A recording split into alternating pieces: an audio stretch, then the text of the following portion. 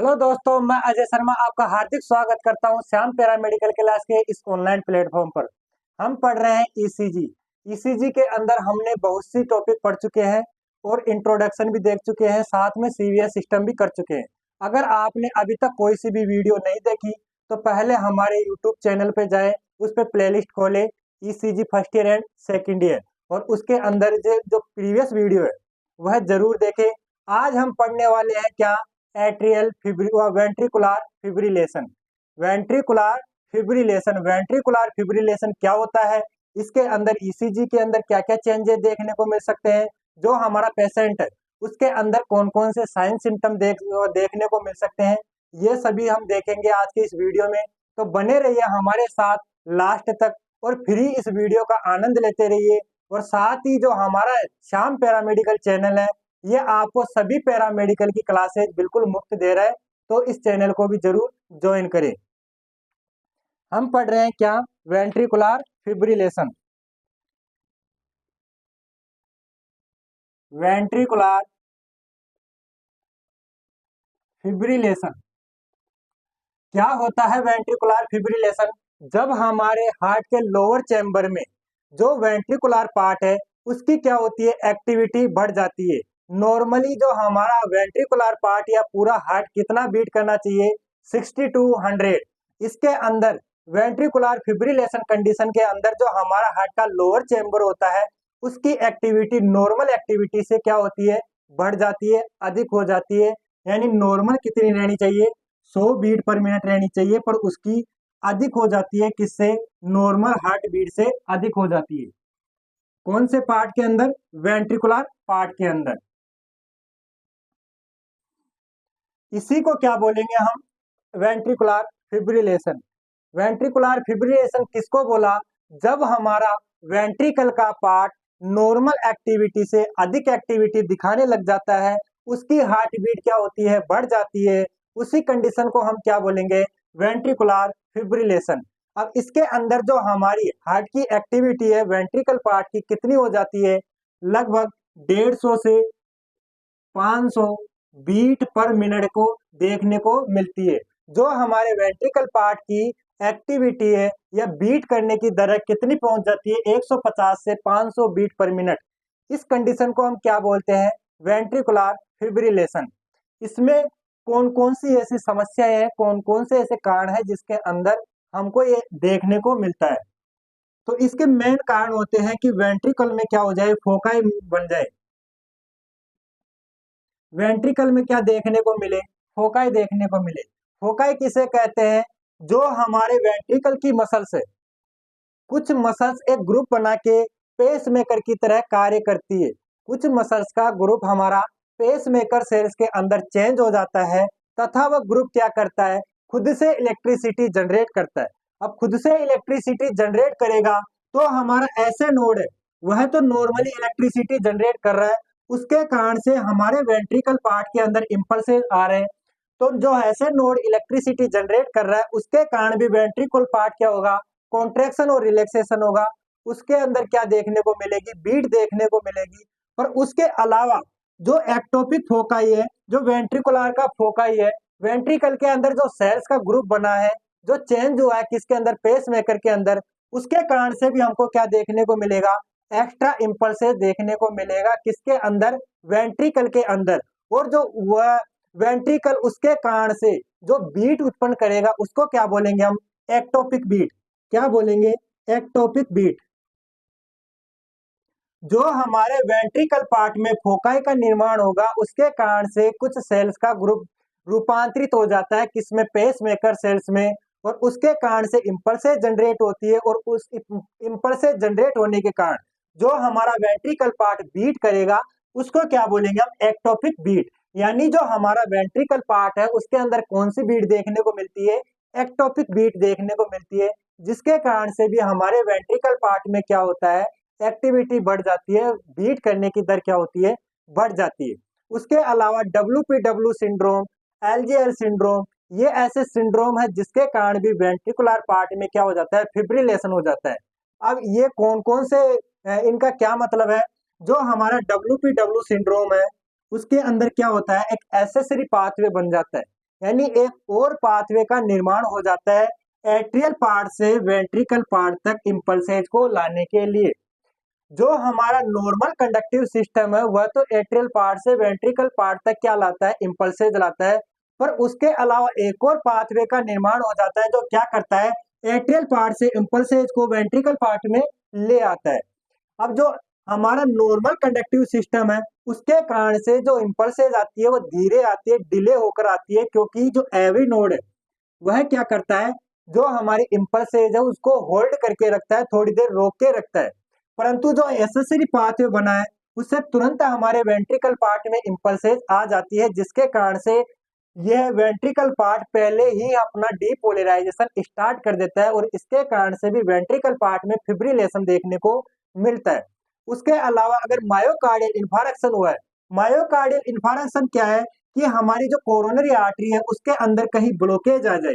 Coronary artery क्या करती है, जो हमारी मायोकार्डियल सेल्स है, मायोकार्डियल मसल्स है, उसको क्या करती है, ब्लड सप्लाई करती है। मायोकार्डियल मसल्स के अंदर प्रॉपर ब्लड सप्लाई नहीं हो पाती, उस कारण से वहां की जो सेल्स है वह क्या हो जाती है, कमजोर हो जाती है, उनके अंदर क्या हो जाता है, इन्फेक्शन हो जाता है, इन्फारेक्शन हो जाता है, यानी कि वहां की सेल डेड होने लग जाती है। इस्चेमिया की कंडीशन देखने को मिलती है।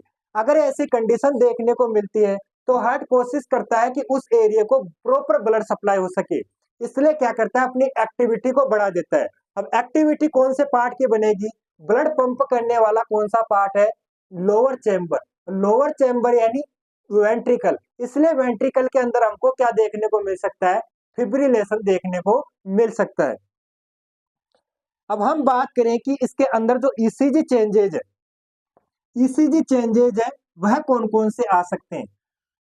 अच्छा, जो हमारा वेंट्रिकुलर फिब्रिलेशन है, अगर किसी को हार्ट अटैक आया है या हार्ट अटैक पहले आ चुका, हार्ट अटैक आया है यानी कि इस्चेमिया की कंडीशन देखने को मिलेगी। हार्ट अटैक का क्या मतलब है, जो हमने अभी बताया था कि कोरोनरी आर्टरी के अंदर क्या हो जाता है, ब्लॉकेज आ जाता है, जिसके अंदर मायोकार्डियल इन्फारेक्शन देखने को मिलता है। मायोकार्डियल इन्फारेक्शन ही किसको कोज करता है, हार्ट अटैक को कोज करता है।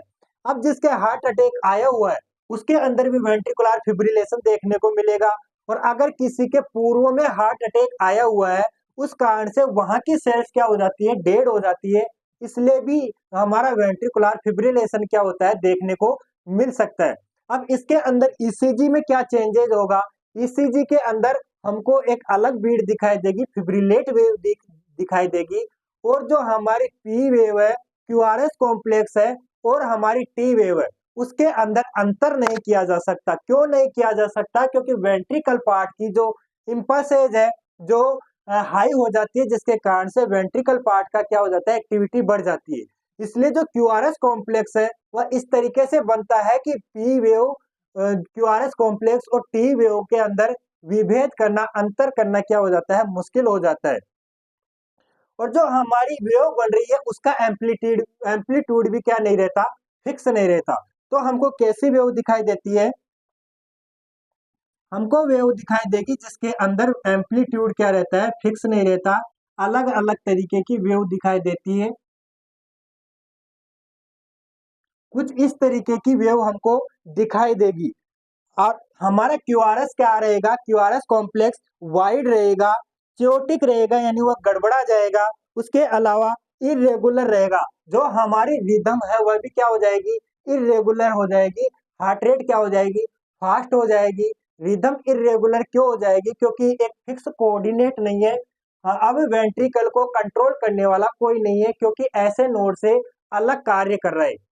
ऐसे नोड हमारे जो हार्ट की रिदम है उसको रेगुलेट करके रखता है, परंतु ये ऐसे नोड से अलग कार्य कर रहा है, इसलिए इसको रेगुलेट करने वाला कोई नहीं है। इसलिए हार्ट रेट क्या हो जाती है, इरेगुलर हो जाती है, रिदम क्या हो जाती है, इरेगुलर हो जाती है। और हार्ट रेट क्या देखने को मिलेगी, 150 से 500 बीट पर मिनट देखने को मिलेगी। कौन से पार्ट की, वेंट्रिकुलर पार्ट की।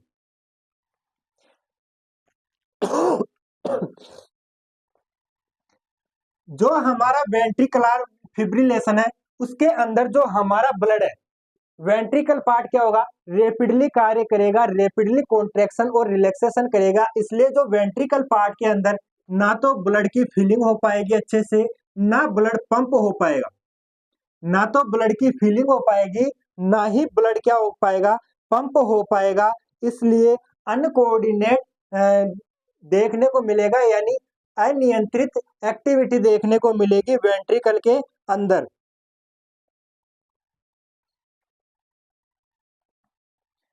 और ये ब्लड ना फिल हो पाता है, ना ही प्रॉपर पंप हो पाता है। इस कारण से जो हमारा कौन सी पल्सेज है, पल्स भी क्या देखने को मिलेगी, पल्स क्या देखने को मिलेगी, एब्सेंट देखने को मिलेगी। पल्स एब्सेंट इसलिए देखने को मिलेगी क्योंकि हमारे वेंट्रिकल पार्ट के अंदर ना तो प्रॉपर ब्लड आ पा रहा है, ना प्रॉपर ब्लड पंप हो पा रहा है, क्योंकि वह इतने रैपिडली कार्य कर रहा है कि इसके कारण जो हमारा कोऑर्डिनेट है, जो हमारा सिस्टम है, वह क्या हो जाता है, बिगड़ जाता है। इस कारण से ना तो प्रॉपर ब्लड फिल हो पाता है, ना प्रॉपर ब्लड पंप हो पाता है, जिस कारण से हमको पल्स क्या देखने को मिलती है, एब्सेंट देखने को मिलती है। साथ ही जो हम बीपी मेजरमेंट करते हैं, तो बीपी मेजरमेंट भी नहीं हो पाता है। क्यों? क्योंकि पल्स नहीं आ रही, यानी सिस्टोलिक और डायस्टोलिक प्रेशर हमको देखने को नहीं मिल रहा, इसलिए हम बीपी भी मेजरमेंट नहीं कर पाते हैं। अब हम बात करें कि जो हमारा पेशेंट आया है, उसके अंदर हम एग्जामिन क्या क्या कर सकते हैं। एग्जामिन क्या क्या कर सकते हैं, एक तो हम करेंगे कि उसकी ईसीजी चेक कर लेंगे, ईसीजी चेक कर लेंगे। साथ ही हम क्या देखेंगे, पल्स देखेंगे। अब पल्स हमने अभी बताया कि पल्स क्या रहती है, एब्सेंट रहती है, इसलिए हम उसकी पल्स भी देख लेंगे। साथ ही उसकी हार्ट रेट बढ़ी हुई मिलेगी, और जो उसका बीपी है वह भी क्या नहीं होगा, मेजरमेंट नहीं होगा। और पेशेंट होगा वह क्या हो जाएगा, अनकॉन्शियस हो जाएगा, अनकॉन्शियस हो जाएगा। अनकॉन्शियस क्यों हो जाएगा, क्योंकि उसके प्रॉपर जो बॉडी है उसको प्रॉपर क्या नहीं मिल पाएगा, ब्लड नहीं मिल पाएगा, इसलिए कौन से स्टेज में चला जाएगा, अनकॉन्शियस स्टेज में चला जाएगा। साथ ही उसके ब्रीथिंग नहीं हो पाएगी, ब्रीथिंग के अंदर प्रॉब्लम हो जाएगी। क्यों? क्योंकि ब्रीथिंग के अंदर इसलिए प्रॉब्लम हो जाएगी क्योंकि जो इसका ब्लड सिस्टम है, ब्लड सर्कुलेशन सिस्टम है, वही क्या हो रहा है, बिगड़ गया है। और उसकी प्यूपिल को देखेंगे हम, प्यूपिल को देखेंगे तो प्यूपिल क्या हो जाती है, डायलेट हो जाती है। जब हम पेशेंट की प्यूपिल को देखते हैं, प्यूपिल यानी आंखों की जो पलकें होती हैं, इनको देखते हैं तो वो क्या हो जाती है, डायलेट हो जाती है। अब हम जनरली क्या देखते हैं कि अगर किसी पेशेंट में, या हम अपने खुद को देखें, तो अगर हम टॉर्च से हमारी आंखों के अंदर रोशनी देते हैं, तो हमारी आंखें कुछ भी किए बिना अपने आप क्या हो जाती है, बंद हो जाती है। यानी प्यूपिल क्या होता है, कंटिन्यू कार्य करता रहता है, उसके अंदर एक्टिविटी देखने को मिलती है। परंतु इस पेशेंट के अंदर क्या होगा कि प्यूपिल ना तो डायलेट हो पाएगी, ना सिकुड़ेगी, यानी उसका जो कार्य करने की क्षमता है वह क्या हो जाती है, खत्म हो जाती है। इसलिए कोई रेस्पॉन्स हमको देखने को नहीं मिलता है। और हार्ट साउंड अगर सुनेंगे, तो हार्ट साउंड भी क्या होगी, एब्सेंट होगी। हार्ट साउंड भी क्या होगी, एब्सेंट होगी। एब्सेंट क्यों होगी, क्योंकि वही है कि ब्लड ना तो क्या हो रहा है, फिल हो रहा है, ना ही क्या हो रहा है, आउट हो रहा है। ना तो ब्लड भर रहा है, ना ही बाहर जा रहा है। अब जो हमारी हार्ट साउंड है वह क्यों सुनाई दे रही है, क्योंकि हमारा वेंट्रिकल का प्रेशर हाई होता है। वेंट्रिकल का प्रेशर हाई होता है तो वेंट्रिकल से ब्लड कहाँ जाने की कोशिश करता है, एट्रियम पार्ट में जाने की कोशिश करता है। अब वेंट्रिकल से एट्रियम पार्ट में जाने की कोशिश करता है तो ब्लड को जाने से कौन रोकता है, हमारा एट्रियो वेंट्रिकुलर वाल्व, जो कहाँ लगा होता है, एट्रियल और वेंट्रिकुलर पार्ट के बीच के अंदर लगा होता है। वह क्या करता है, वापिस ब्लड को जाने से प्रिवेंट करता है। और उसके जो दरवाजे होते हैं, जो कपाट होते हैं, वह क्या होते हैं, तेजी से बंद होते हैं। तेजी से बंद होते हैं तो आपस में टकराते हैं, जिससे क्या होती है, फर्स्ट हार्ट साउंड सुनाई देती है। और जब हमारा वेंट्रिकुलर कॉन्ट्रेक्शन कर चुका होता है, कॉन्ट्रेक्शन करते ही हमारा ब्लड कहाँ चला जाएगा, डिफरेंट आर्टरीज में चला जाएगा, इधर पल्मोनरी आर्टरीज में और उधर एरोटा के अंदर चला जाता है। अब वापिस जब रिलैक्स होता है तो वापिस इनका प्रेशर हाई होता है, तो ब्लड वापिस आने की कोशिश करता है, कहाँ, वेंट्रिकुलर पार्ट के अंदर। इसलिए जो दोनों आर्टरीज है इसके अंदर अलग अलग वाल्व लगे होते हैं। कौन कौन से, इधर लगा होता है एरोटिक वाल्व, इधर लगा होता है पल्मोनरी वाल्व। अब जो बैक प्रेशर होता है, तो ब्लड को वापिस आने के लिए ये वाल्व भी क्या होते हैं, बंद होते हैं तेजी से, इनके कपाट टकराते हैं। उसके कारण से हमको सेकंड हार्ट साउंड सुनाई देती है। अब जब इसका ब्लड वेंट्रिकल के अंदर ब्लड नहीं आ रहा, यानी प्रेशर इंक्रीज ना नहीं हो रहा और डिक्रीज भी नहीं हो रहा। इस कारण से हमको हार्ट साउंड भी नहीं सुनाई देती है। तो डायग्नोस देख लिया हमने कि पैसे जो हमारा चिकित्सक है वह किन किन आधार पर निर्धारित कर सकता है कि इनके अंदर वेंट्रिकुलर फिब्रिलेशन है। उसके अलावा हम बात करें साइन सिम्टम क्या क्या देखने को मिल सकता है।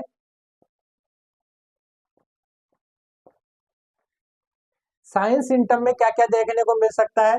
साइन सिम्टम में भी पल्स क्या हो जाएगी, एब्सेंट हो जाएगी। जो उसका प्यूपिल क्या होगा, डायलेट हो जाएगा। हार्ट रेट क्या हो जाएगी, फास्ट हो जाएगी। ठीक है ना। ब्रीथिंग क्या हो जाएगी, एब्सेंट हो जाएगी। पेशेंट कैसा हो जाएगा, अनकॉन्शियस हो जाएगा, अनकॉन्शियस हो जाएगा। और पेशेंट के अंदर साइनोसिस की समस्या देखने को मिल सकती है, साइनोसिस की समस्या देखने को मिल जाती है क्योंकि उसके अंदर ऑक्सीजन की क्या हो रही है, कमी हो रही है क्योंकि प्रॉपर ब्लड सप्लाई नहीं हो पा रहा। और दूसरा, अगर लंबे समय तक वेंट्रिकुलर फिब्रिलेशन चलता रहता है तो पेशेंट क्या हो जाता है, डेथ हो जाता है। पेशेंट की क्या हो जाती है, डेथ हो जाती है। ईसीजी के अंदर चेंज देखे, ये क्या था हमारा क्लिनिकल फीचर था। अब इसको प्रिवेंट कैसे किया जा सकता है, प्रिवेंट कैसे किया जा सकता है, या तो उसको हम सीपीआर प्रोवाइड करवाएं, समय रहते उसको सीपीआर प्रोवाइड करवाएं। सीपीआर में क्या होता है, सीपीआर के अंदर जो पेशेंट होता है उसको सुपाइन पोजीशन में लेटा के उसकी चेस्ट पर कंप्रेस किया जाता है। कंप्रेस किया जाता है 30 बार, 30 बार उसकी चेस्ट पर कंप्रेस किया जाता है। और 2 बार माउथ टू माउथ उसको क्या दी जाती है, ब्रीथिंग दी जाती है। जिससे क्या होता है कि उसका जो ब्लड सर्कुलेशन होता है वो वापस स्टार्ट हो जाता है और पेशेंट हमारा डेथ अवस्था से बच जाता है, मरने से क्या होता है, बच जाता है। तो वेंट्रिकुलर फिब्रिलेशन के अंदर अगर समस्या बढ़ रही है तो हम क्या कर सकते हैं, सीपीआर प्रोवाइड करवा सकते हैं। उसके अलावा कुछ ड्रग्स होती है जैसे एंटी अरिथमिक ड्रग हो गई, एस्पिरिन हो गई, ये ड्रग देके भी हम उसको बचा सकते हैं, प्रिवेंट कर सकते हैं क्योंकि ये क्या होती है, लाइफ थ्रेटनिंग कंडीशन होती है, यानी उसके लाइफ के लिए घातक समस्या होती है। इसलिए हम कुछ प्रयास करके पेशेंट को मरने से बचा सकते हैं। ठीक है दोस्तों, आज का जो हमारा वीडियो रहा है वेंट्रिकुलर फिब्रिलेशन का, ये बहुत ही आसान भाषा में समझ में आया होगा। और इसी तरह के प्रत्येक वीडियो को आसानी से समझाने की कोशिश कर रहा है हमारा श्याम पैरामेडिकल क्लासेज। और सभी जो पैरामेडिकल की क्लासेज हैं बिल्कुल मुफ्त में आपको प्रोवाइड करवा रहा है।